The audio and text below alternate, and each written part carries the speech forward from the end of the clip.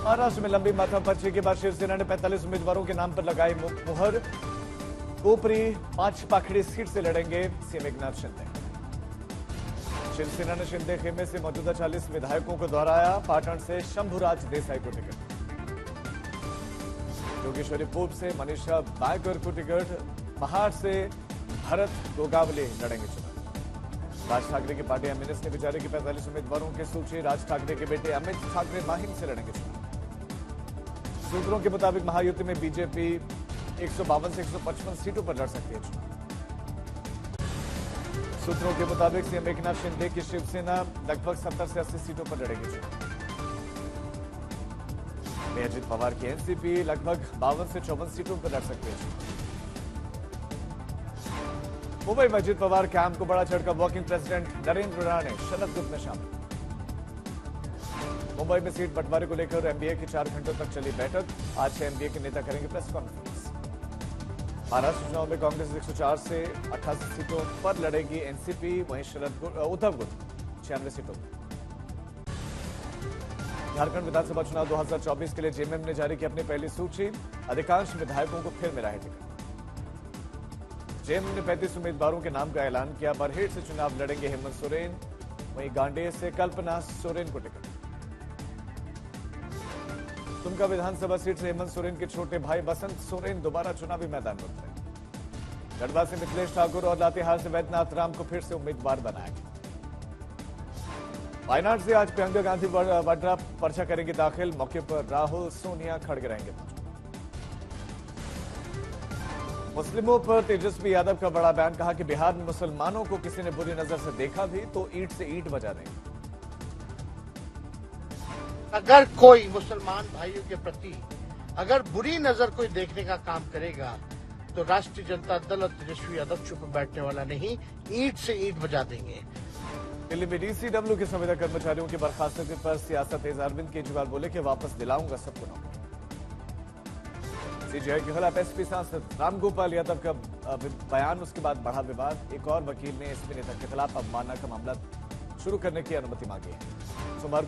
सोमवार से मंगलवार तक 79 विमानों को बम से उड़ाने की आई धमकी। एक हफ्ते में आए 169 से ज्यादा थ्रेट कॉल्स।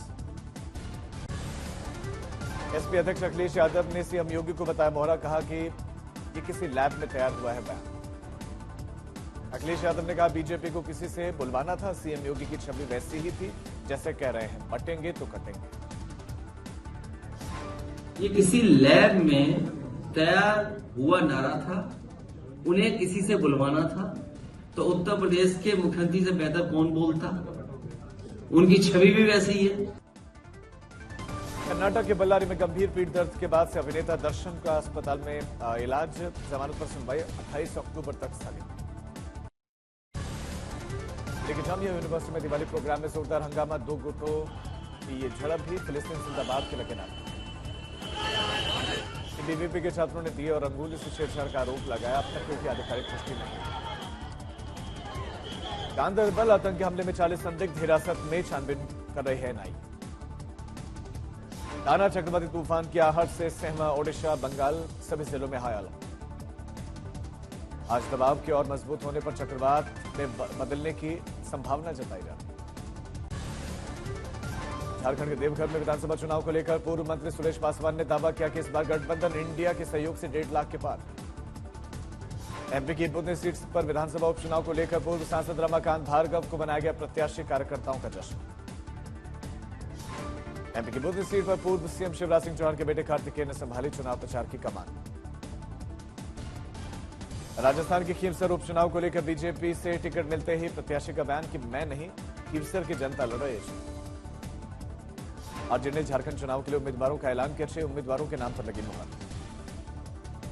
भीलवाड़ा के किसान विष्णु कुमार पारेख ने आत्मनिर्भरता की मिसाल के पेश। ग्रीन हाउस में ऑर्गेनिक खेती करके लाखों कमाए।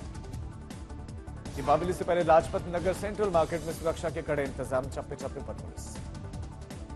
अयोध्या में राम मंदिर में रामलला की प्राण प्रतिष्ठा के बाद पहला दीपोत्सव। भारत समेत विश्व के कोने कोने से दीपोत्सव पर श्री राम के नाम का दीपक जला सकेंगे। कर्नाटक के बेंगलुरु में ढही निर्माणाधीन इमारत। मौके पर बचाव दल पहुंचा। हादसे के समय 20 लोगों के फंसे होने का अनुमान था। 14 लोगों को जिंदा निकाला गया, 5 अब भी लापता। महोबा में चल रही असला फैक्ट्री का पुलिस ने किया भंडाफोड़, 4 शातिर अपराधी गिरफ्तार। पटना में छात्रों की हॉस्टल आवंटन को लेकर विश्वविद्यालय के गेट पर जमकर हुआ हंगामा।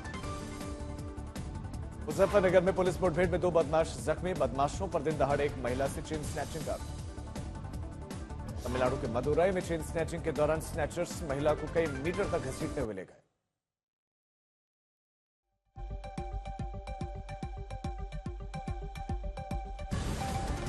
कांग्रेस विधायक विनेश फोगाट ने साक्षी मलिक के आरोपों को खारिज कर दिया है। साक्षी ने कहा था एशियन गेम्स के ट्रायल से छूट स्वीकार करने के विनेश बजरंग के फैसले से कमजोर हुआ था पहलवानों का आंदोलन।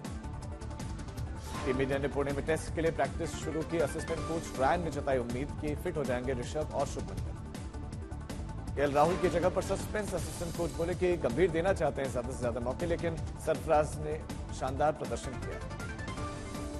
2026 के कॉमनवेल्थ गेम्स में ज्यादा पदक जीतने की भारत की उम्मीदों को झटका। आयोजकों ने hockey, badminton, wrestling, cricket, table tennis, shooting को जगह नहीं दी। ग्लासगो में होने हैं अगले कॉमनवेल्थ गेम्स, बजट कम होने का हवाला दिया गया। आज से दिल्ली के ध्यानचंद स्टेडियम में भारत और जर्मनी के बीच में शुरू होगी 2 मैचों की सीरीज। पूरे 10 साल बाद देश की राजधानी में होगा हॉकी का अंतर्राष्ट्रीय मुकाबला। भारत के पास पेरिस ओलंपिक का बदला लेने का मौका है। कप्तान हरमनप्रीत ने उम्मीद भी जताई। कप्तान हरमनप्रीत ने कहा कि युवाओं के पास क्वालिटी हॉकी देखने का एक शानदार मौका है।